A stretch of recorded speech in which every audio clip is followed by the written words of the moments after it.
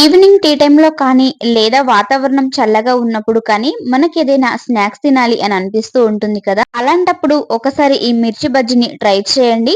దాదాపుగా మిర్చి బజ్జీ అంటే అందరికి కూడా ఫేవరెటే కదా. మా సైడ్ అయితే ఈ రోజు చాలా వర్షం పడుతుంది, వాతావరణం చాలా చల్లగా ఉంది.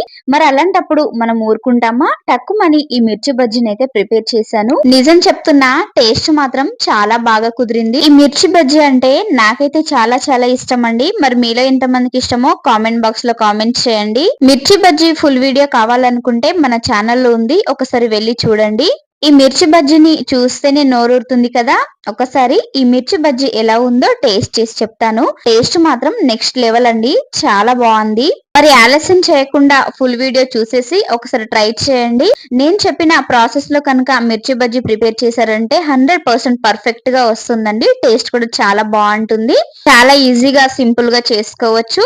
వెళ్తూ వెళ్తూ లైక్ చేసి ప్లీజ్ అండి సబ్స్క్రైబ్ చేసుకోండి.